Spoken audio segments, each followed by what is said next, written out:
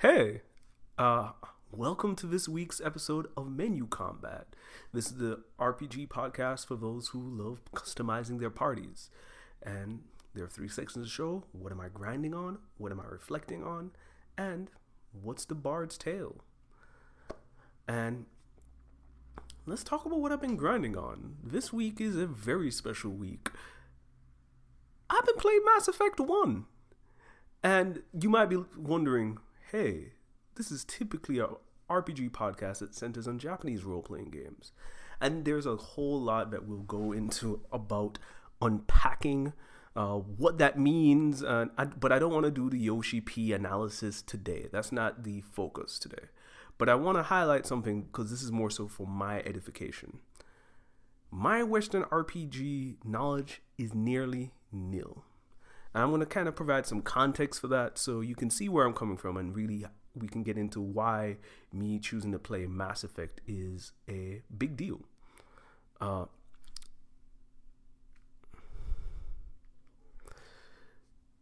So the reason why this is really a big deal is that from where I'm coming from, so I'm originally from Jamaica. I think I make a couple of references, but let me be explicit. I'm from Jamaica. I'm from Kingston, Jamaica. That is home. Now, I've traveled a lot, but that's where I'm coming from. And when I think about foundational video game experiences, they're centering on my experience in Jamaica.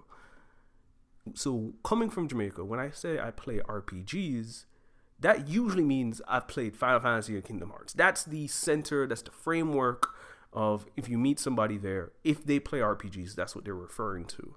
It's not very usual. And thinking about it in my time, I'm growing up in Jamaica around two different eras of my life. In my childhood, it was a SNES, Super Nintendo era, and then when I went back, it was the PS2, GameCube, Xbox generation. In both of those generations, having a very robust PC gaming history is not normal. I had a friend of mine, especially in my high school years, who was big into specifically StarCraft. He was the first person I knew in Jamaica to be playing like really more of an American-centered game. It really wasn't until obviously the Xbox generation when that jump was happening where KOTOR shows up, Jade Empire, Fable. Do I really get to hear that? But it wasn't very normal for people to even have Xboxes at that time. And so I don't really have the history of those things. I mean, obviously, because of not a deep, robust PC history, I don't have the Baldur's Gate, Diablo framework. That doesn't mean that they didn't exist. That doesn't even mean that other Jamaicans don't have a history with them. But I'm more so saying that it wasn't normal for me. And this is about like building my taste and my lens. Like... I remember me and my godbrother rented Baldur's Gate, The Dark Alliance 2 on the GameCube, and I can tell you we did nothing with that. We didn't understand it. We didn't have a framework. Mind you, I barely even had a framework for how Final Fantasy and stuff worked, right? I talked about that my first Final Fantasy game was Final Fantasy 3 on the DS.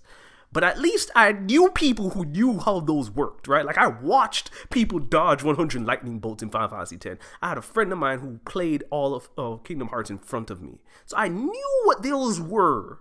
There was nobody that when we were stuck on Baldur's Gate 2 that to speak to about what was going on here. And honestly, especially as a person who owns a lot of Nintendo consoles, seeing the Western RPGs really blossom during that 360 generation in terms of a more mainstream perspective and appeal, and I'm in the States now, so people have more sophisticated PC history and things of that nature, I develop a framework that's not really fair to Western RPGs. That means I have heard the phrase Eurojank. I've obviously, especially in the last generation, about a lot of games releasing buggy, and these are lenses and frameworks I've used, and I've always felt like, well, I like my experiences a little bit more straightforward, a little bit feeling a little bit better. Like I use language, and I've been trying to be better about those are stereotypes that I've carried in that are rooted in a lack of experience in this space. And more importantly, I think especially spending some time listening to one of my favorite RPG podcasts. I'm sure if you listen to this, you listen to Axe of the Blood God, where there really are folks who really get to live at the true intersection of these spaces. And if we do want to bring up back the Yoshi P conversation, part of it is also there is an underlying perspective, and I'm not sure if it's right. Again, there's more nuance to really explore here, but as we do talk about the racism in American media around games from Japan, especially talking about the peak Xbox 360 into probably around 2014 where that like really closes again, you deal with a negative stereotype around JRPGs, and I think Nomura talks about it, Takahashi talks about it, so it's not an unusual opinion. Part of that also exists in the mainstream fan base, and so all of those kind of come together, and I think where we're eventually going as a RPG community is a place where I think, and you'll see behind me, Mass Effect and Trials of Mana stand side by side, and I think there's a beauty where that can be. I think there's a lot more nuance here, again, to really unpack what Yoshi P is getting at and unpacking the stereotypes and the racism. But I mean, I lay that on the floor to talk about my lens of like, I want to go into Western RPGs with more of a curiosity framework, a sense of understanding the genre. And so Mass Effect kind of fills that in. The only Western RPGs I've touched before Mass Effect 1 is, I mentioned Baldur's Gate, Dark Alliance 2 back on the GameCube. And then there also is a little bit of Greedfall when it hit PlayStation Plus. And I remember telling my Western RPG brethren that I'm in a group chat. A lot of them have more history with Western RPGs than they do Japanese role-playing games. And they were like, why would I do that? Why would I make that choice to play something like Greedfall, which is basically, in this generation, a AA Western RPG that doesn't have the budget, the scope, the scale? And I remember telling them, and it's a framework that I think about gaming a lot, especially if you're trying to introduce someone to a genre. It is hard to introduce someone to like the mechanics of a genre if you're only trying to give them the greatest hits. And the thing is that obviously anytime we want to introduce somebody to a new genre, new things, we're picking the best. But there's a backfire of, okay, that means they'll only either play that game or only that style and not really get a larger, wider scope. Or in my case, I'm trying to develop a skill set of understanding more of a framework of Western RPGs. How do they work, right? Because I fundamentally don't have an answer to that question. I've heard about choices being impactful. I've heard that these are more like about lore. I've heard that their stories are a little bit more engaging. And I'm like, what does that really mean? How do I play this? What are the mechanics? How do they come together? And I'm trying to get a better sense of that. And so when making that decision, I don't want to just play what people are considering the greatest in like Mass Effect, right? What I want to do is play other games and get a better sense of like, how do these mechanics work, so that I have a sense of literacy along this genre, so that if I really fall in love with it, that if I really explore it, that I can just speak to a more well-rounded perspective. And so I made a whole list of Western RPGs I want to play. On this list includes games like Dragon Age, KOTOR, Jade Empire, but I've been trying to be careful about not getting stuck at certain names and titles. And so I'm not trying to play Skyrim or Oblivion before I play Morrowind. I'm not necessarily trying to play Fallout 3 or 4 before I play Fallout 1 and 2. I'm trying to be careful about what are my experiences and what that speaks to the idea of Western role-playing games. And I think that's important. I always think that if you enter a space only engaging with the classic touchstones, which are important, you should play those to build a literacy. But if that's all you do, it prevents you of being flexible or malleable or developing more nuanced appreciation of mechanics, right? Because it just means that a lot of the games you're playing are trying to reference one game's mechanics. And that creates a much more narrower perspective. And it doesn't allow you to develop your own taste of like, how does this mechanics work? How can it work in a plurality sense? And so when I think about for developing my taste of Western RPGs, that's where I eventually want to go. However, I'm going to be honest, that hinges on whether or not I get an Xbox Series S. A lot of these games are there. I'm a Mac person, so my PC don't have a PC. I can't engage in that. I've tried Game Pass on my phone. It's not been great. And so I've been trying to think about what are entry points that can help develop a more 3D dimensional perspective. Part of the other thing I'll highlight is that listening to the Acts about Blood God, but reading forums, so forth. I pay attention to a lot of things that people say about Western RPGs. So I know some of the schisms that exist, right? I know that there is a negative prejudice about the streamlining of role-playing games as they entered the console space that really exists around what is Fallout 3 and Fallout 1 and 2. Now, do I know the mechanics of those things? I don't know the details, but I've seen the conversation. I've heard it. I've heard that's why people love New Vegas, that there's an ability to bring back a lot of more PC mechanics. I'm also thinking about what does it mean to play games like Neverwinter Nights, Icedale, things like that, but I know are like enthusiast appreciation. And I think that's been one thing that's important to me, is to have experiences with more of the enthusiast lens of a genre, because it can give you a ability to want to play more games. But we'll see how these go, right? I can't guarantee that I'll knock everything out. I won't even know if I'll even beat Mass Effect 1. But I really wanted to present a reasoning and exploration perspective. And I'm curious for you, do you feel like when you explore a genre, should you only play the classic cultural touchstones, right? And I'm going to provide a negative stereotype about what that can do in a negative sense and why I'm always afraid of that. I'm thinking about anybody who wants to fall in love with Japanese role-playing games, and there's going to be a whole section about picking beginner JRPGs another day. The pick I always pick, the thing that I think most people tell you is go play Chrono Trigger. It's a low time investment. It's 20 hours. You can knock that out. Has a little bit of options. Has some new game plus. Has the best music in the genre. Some of the probably the best graphics of a RPG in that generation. It's reason why it's called the Dream Team. It's truly a brilliant game. But I also think that there's a feeling of, if you play that, you might say, well, that's how all these games should play. And that's a dangerous thing, because it means that you're no longer providing a multiplicity. It means that some of the things that people like about Chrono Trigger become your expectations. That means you have to have enemies on the overworld map, and random encounters is now a bad thing.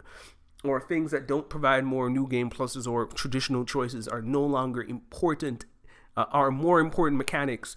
And you realize, oh, that's shaping your lens of what this genre can be.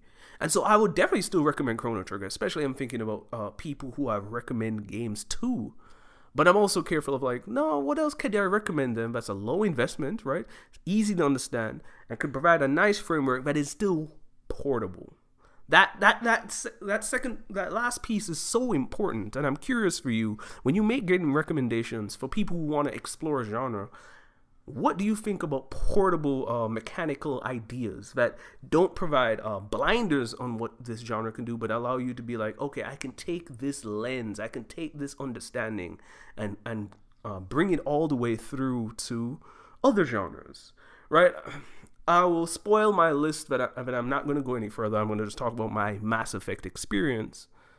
I would recommend Final Fantasy X as the ideal beginner RPG. Like I mentioned Chrono Trigger, I'll talk about that later. But I'll mention one thing for Final Fantasy X. That builds my sense of the command system. And I think the minute you really develop a better relationship with the command system and enemy status effects, you can now go play a lot of other RPGs that do its own thing, more action oriented. You can do a whole lot. But now I have a literary framework of like, how does weapons work? How does combat work? And I think that is one of my things that I think about playing a Western RPG. I'm curious about when I finish Mass Effect 1, what do I believe is the framework of playing another game? Like, if I go back to Greedfall, will I have the same level of understanding? All right, now let's get into it. My first thing I gotta say, the Mako is not really fun. Now, look, I get it. The Mako, I get, is a great way to build scale, right? You're traveling the galaxy, you're trying to pick place in the galaxy, and it would be weird to just drop you in the first-person experiences to a certain extent, right? Because you don't get the sense of exploration, you don't get the scale of the environment, and you only get to see the environment through narrow corridors and hallways, which would not do justice to the type of game that Mass Effect is. But these controls, man. These controls are not good. And I also just don't know how I feel about the shooting in the Mako to feel like how it is on foot. Is that really good? Is that really... And maybe I'll feel different as time goes on, right? I mean, it's one of those things that as you play something more, you develop more of a skill set, you develop a better way of playing, and it doesn't bother you anymore. But I feel like driving around in a Mako just doesn't feel great. But I would say there have been different ways of doing it. I like how the Mako is used for the Thera mission, right? You are doing a lot more long world of traveling. You see certain things in terms of enemies showing up through the ships, and that builds up to one of the main battles. That's a good way because it's just mainly traveling. You have a little bit of enemies on the floor, but you're traveling for a bit, and so it really does feel like you're out on an expedition. How the Mako is used on the Pharaoh's Thorian mission is to go between corridors. Just feels awful. It really enhanced how janky it can feel, and I've been trying to avoid using that word. I really don't want to like lean into language that it could be stereotypically negative, but I got a better phrasing for you. This is just really how it is. But I want to talk about one of the things that really happened. So I put one of the things to provide context for what I'm about to get to when it talks about gunplay is that I put down Mass Effect for about 5 months. So I got Mass Effect years ago, but I didn't start it until I think about January, February. And then I put it back down because I had work to do. And so I just picked it up this week, especially leading into a conversation that I'm excited to have on the podcast next week. But part of my experience with Mass Effect was getting used back to the controls, figuring out how things work, and I'm trying to figure out how does the Vanguard build work, and I just got stuck in this mission, and I don't know how much I can critique the mission itself, critique the game, or is just a critique of me. And so let me tell you what happened. I was doing the Theros Thorian creature mission with the exogeny stuff. And the first half of the mission, I remember, I went through that. The second half, obviously, is when you have the Thorian zombie-like creatures.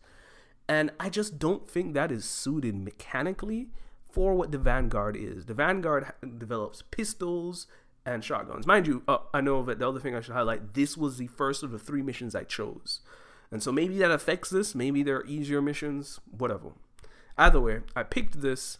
And shooting with the shotgun or shooting with the pistols just wasn't an effective thing with these enemies.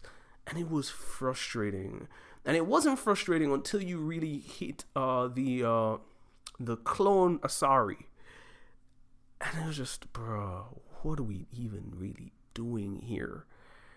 And mind you, I had some bad things I did on my own end, which is I used up all my Medigels by the time I met the clone. I was struggling with trying to switch between weapons. See, here's where I was like trying to decide, is this a mechanical issue? Is this a me issue? Where does this lie?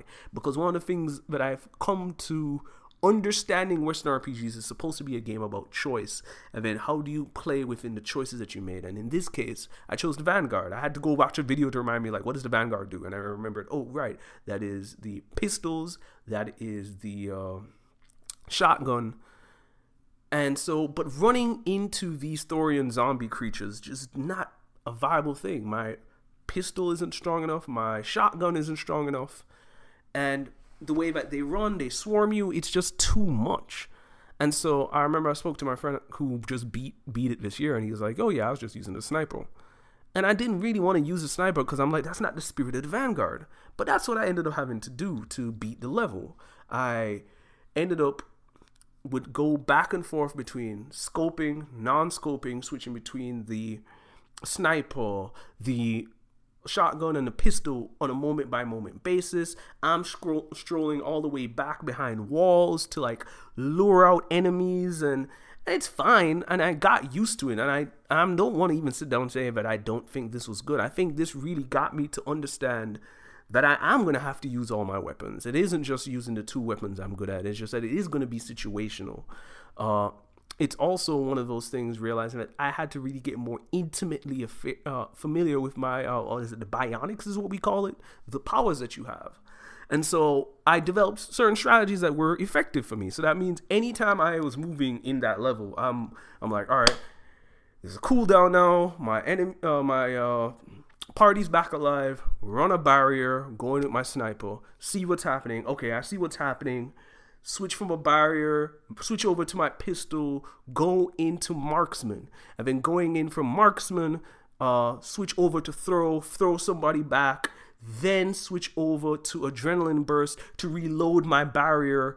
And I'm thinking in that way. And so I started juggling these things, and I appreciated specifically the pause in this game, right? Like, mind you, the radial pause menu is not new, but I think compared to other games that just slow it down, this just really gives you a hard stop. It was easier for me to gather my thoughts of like, what is happening around me? What do I see around me?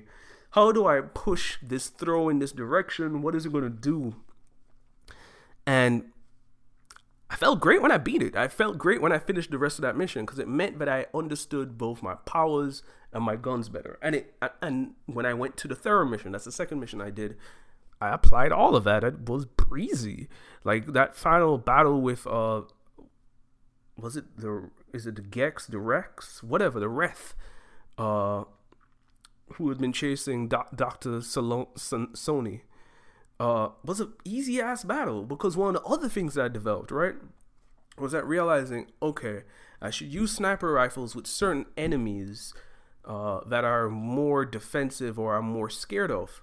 But that doesn't mean that that's the answer. It means that should I switch between all weapons for in general, but it means like, oh, there are certain enemies that are more susceptible to my shotgun, and that I can switch over to fight just a basic geth enemy. My shotgun that can handle it, and being able to realize that I'm thinking about my enemies and their weaknesses and considering these features, I was like, okay, I get it now.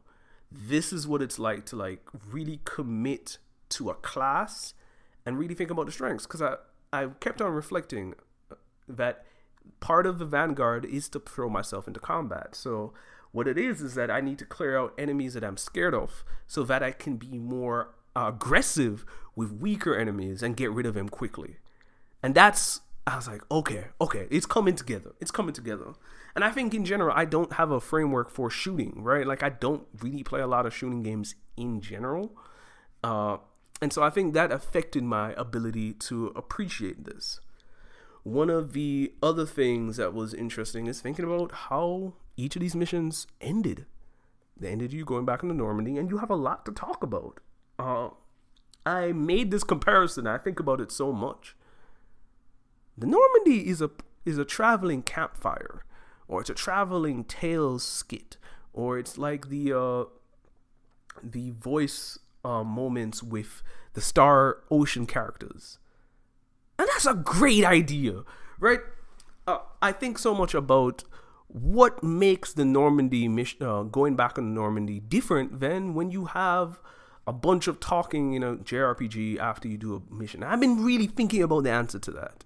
See, I remember very vividly people critiqued Bravely Default for being very talky. I loved it. I loved hearing people what like Magnolia's favorite food, or hearing how you is just like so in starstruck of Tiz, or things of that nature. Things that ultimately in the large scheme of the game doesn't matter, but it gave you both some texture of the characters and was just trying to charm you and like feel like you're on a fun moment. And I kept on wondering, okay, why is it that in that game that we consider it talky, or what are people saying that, versus with something in Mass Effect where you go back on the ship and you hear about Kaidan having migraines because of the L2 injection, or starting off at Jump Zero, or hearing the pilgrimage of what's her name, Tali as Aquarian, and or even how Tali's history of her father. Like, why are these considered more effective stories? And I kept on trying to answer that question. I think there are two things at play. I think they're the same in one way. All of it is trying to charm you. Fundamentally, I'm thinking that obviously in Mass Effect, you develop more romantic relationships. So I think when you experience Ashley's sister making a joke about you being cute, or hearing that, what's her name, Tali felt like she was offending you by saying that she wants to study you. Like, these are obviously ways to like charm and make you feel like endeared to these characters. And I think if you ask me, what's the point of a Tales skit? What's the point of a Xenoblade side quest? What's the point of being able to talk to your party in Dragon Quest V? It's all about charm. There is some importance about fleshing out, but that is secondary to the point of just like you learning more about the character and being enamored with the character. And I've kept on saying that that's the thing. Those are the things that are the same.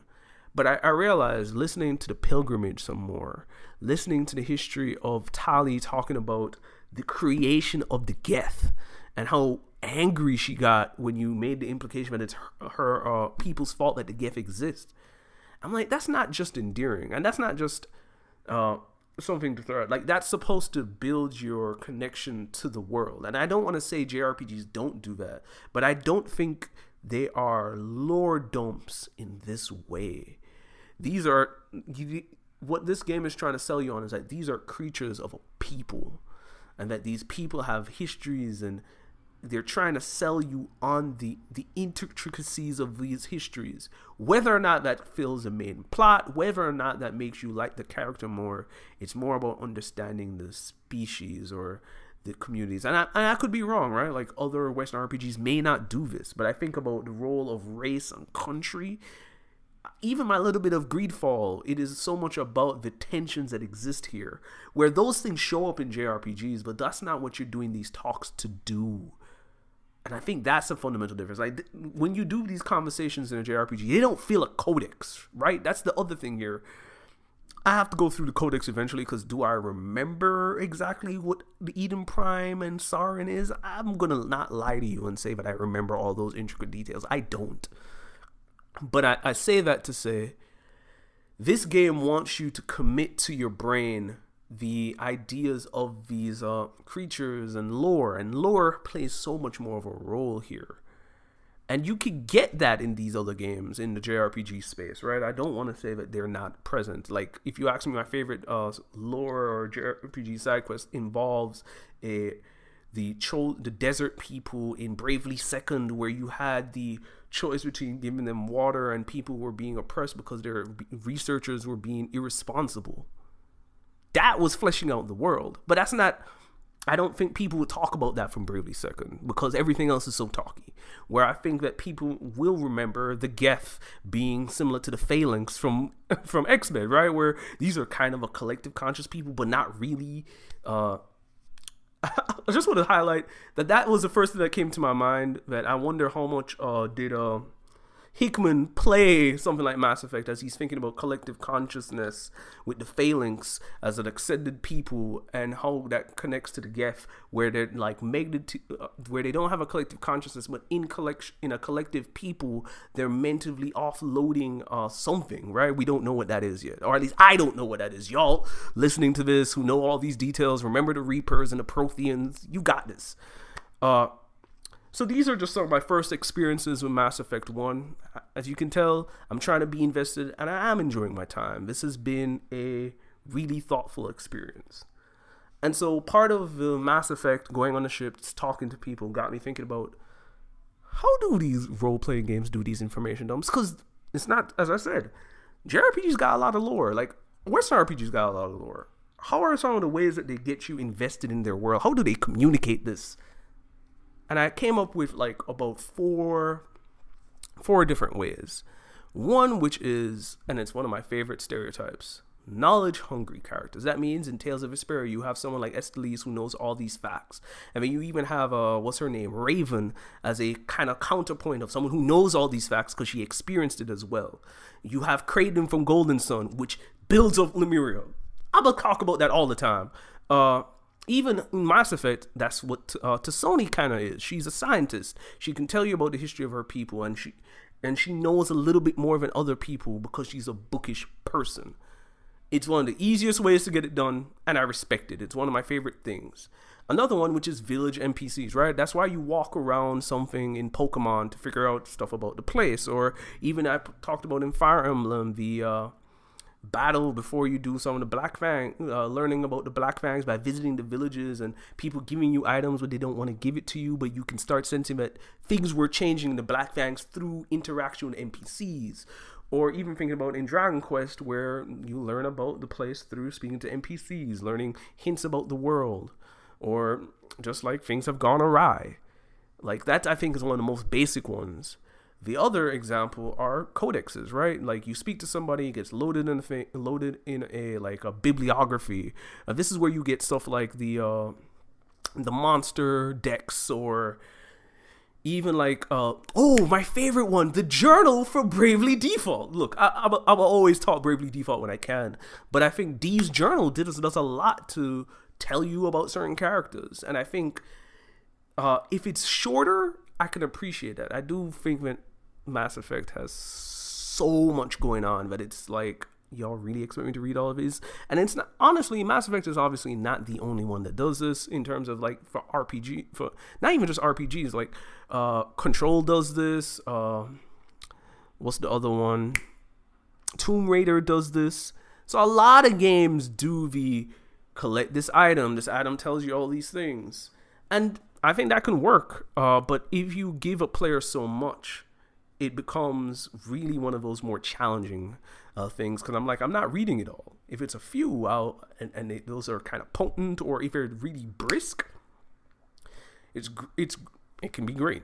And then lastly, which is one that I really want to come back to, because I couldn't think of examples off the top of my head outside of Xenoblade 3, and I'm like, that's not fair. And I think if I play more Western RPGs, more Mass Effect, I'll have better answers. Side quests. And I think about it. Those are the four ways, which is characters doing information dumps, knowledge-hungry characters, village NPCs, codexes, and side quests. Those are the five. I'm curious, what are your favorite ways to get like an information dump? Because I think they're inevitable. The reason why I bring that up, both in terms of recognizing that that's what's happening in Mass Effect, is that I think this week I saw a thread on Reset Era about Mass Effect 1, and I saw something about like being upset that the Rex talks about the genophage explicitly. It's like, you're supposed to be a Spectre, you're supposed to know this thing. And I'm like, bro, you have to suspend just a little bit of disbelief for this. You have to be able to say, hey, you don't know, and people are going to tell you. And I also don't think it's that unnatural. You want to know how I know it's not unnatural? Just this week, I got a conversation asking me about a history of Jamaica thing that I have not actively thought about before. I won't go into detail here because we don't want to go into that, but I realize people will ask these questions. If you're building relationships with people, people will be inquisitive about where you come from or the nature of your people. If you're different, I think sometimes for people, and maybe this is just a negative read of what's going on here, maybe the negative read is that people don't know what it's like to have to share about the history of a people. And I think that's a more natural thing to me. But what is your favorite way of getting information, getting the information lore dumps to get you immersed in a world? And is there a side quest you can think of? Because that's the one I'm most curious about, that I really want to give some more thought. So, what's the Bard's tale? What's the Bard's choice this week? So I went more different this week. So I've mentioned a bunch of JRPG music. One of the negative stereotypes I have about Western RPGs, that I'm going to be honest, hasn't changed yet. The music is kind of whack. I know, I get it. But I think a lot of Western RPG music falls into more of the ambient, and not just more ambient, more atmospheric, to be more cinematic, which I think can be great as a tool, but is not great for memorability. And so I went in deliberately trying to find some Western RPG music that I would like, that I would appreciate, that I'd place some value on. And so I'm going to pick one from Mass Effect, and then I found another one that I'm like, this is pretty solid, I can get jiggy with this. First, I'm going to pick Siren's theme. I was like, one of the things that, especially playing a sci-fi oriented game, a thick bass line that's done through a synth is perfect. And they just have this like thick reverb. It is all the way super damp. It is just so atmospheric. You can feel the mystery. You can feel the 80s Blade Runner energy. it is just beautiful. I mean, when the percussion hits, the strings come in, the bass kind of wipes away. It's wonderful. It truly is a great theme for a character, and I'm hoping that as I play more of it and I get more engaged with who Siren is, that I'll like this theme even more, right? Think about how I mentioned for X-Death that the more appreciation of him and this theme kind of blend together. And so I think for a character theme for Siren, I'm hoping this can be the same, because I already like it. I'm hoping I can love it. And so that's done by, I want to give proper props, Jack Wall. Now, the other one I picked was from Dragon Age 2. This is the love scene, which I'm guessing is whatever romantic scene that you can build with partners there. I don't know. It's done by Inon Zur. It has just some really pretty strings. It's these pretty lush strings with some nice light chanting. And I don't want to call it chanting, but like the vocal noise is just really angelic. It feels like yearning. And then when the satyr strings come in, it's just... this is nice. And so I wanted to highlight some Western RPG music, and I guess I throw it back to you. What are some of your favorite Western RPG tunes that bring you some joy, that you really think are effective and all-time greats? As I said, I think that because they aim to be a little bit more cinematic or evocative of cinema, they lose memorability, versus where I think with a lot of Japanese role-playing games, you do get stuff that's definitely trying to be more anime. You can lose stuff like that, but I think there's a little bit more design on memorability, and that could be a negative stereotype. I'm opening to like hearing people's perceptions if they agree and don't agree, but those are some songs I chose. And so this Western RPG conversation is going to go into next week's discussion. I'm excited. We're going to have a special guest next week, and we're really going to go into some more meat on the potato between Western RPGs and JRPGs. And again, this isn't to like lean into any negative stereotypes or lean into perpetuating some negative things, but more in a sense of curiosity and getting into nuts and bolts of different expectations. I think that has been more interesting for me a lot, because I have a lot more friends now who play more of those kind of games, and I'm more curious about like, what are they going in with, what are they gaining value on, and I'm curious for me is like, can this work for me? And I think right now, based on this episode, I've liked my playthrough of Mass Effect 1 so far. I've done 2 missions. I like my side characters. I will say this, I don't want to play with humans. Like, Ashley's lucky that she was flirting with me, because that was the only way I was like, oh, maybe she's alright. But I've chosen Tali and Garrus as my 2 main people that I want to run with. It feels like I create a balance between tactics, bionics, and weapons between those 3. But maybe I'll change my perspectives, and maybe as I get more intimately deeper with my actual mechanics, maybe I'm feeling fine to switch in Ashley and Caden, now that I have Dr. Sony. Anyways, on that note, I enjoyed this talking with you guys this week for this week's episode of Menu Combat. You can find us on Instagram and Twitter at Menu Combat. You can find me specifically, TheWolvesDen25 at Twitter, Instagram, Blue Sky, Threads. And you can find Menu Combat at Twitter, not Blue Sky, but Twitter, Threads, and Instagram. We would love to hear your thoughts. And please, if you're enjoying listening to this podcast, feel free to give a review on Google Podcasts or Apple Podcasts. It do a lot, or even Spotify, to really developing a community around this. I really want to find a place for more curious RPG gamers to have like these conversations. On that note, appreciate y'all. Peace, and keep customizing your party. Much love.